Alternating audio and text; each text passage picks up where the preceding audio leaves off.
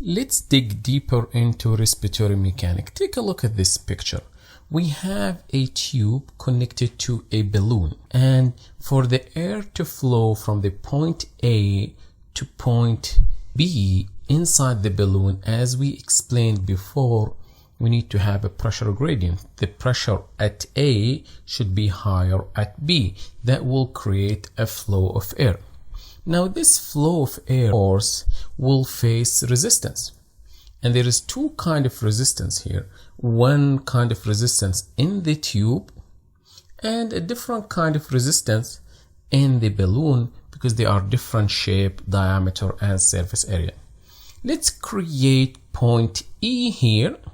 So from A to B, we have just the tube, same diameter and same surface area. The air to flow from A to E, we need to have a pressure gradient, right?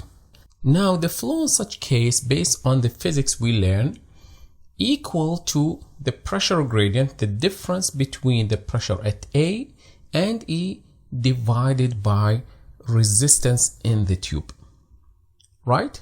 And this equation can be rearranged to say that the pressure gradient is equal to the flow multiplied by resistance. This kind of pressure gradient between point A and E is called resistive pressure. The resistive pressure is the pressure needed to allow the flow and overcome the resistance in the tube. For the air to continue flowing in the balloon, this is a different kind of shape and different kind of surface area. So the resistance there is somehow different, right? Here we are talking about something called stretchability and stiffness. How stiff or stretchable this balloon is. And this is what I'm going to discuss in the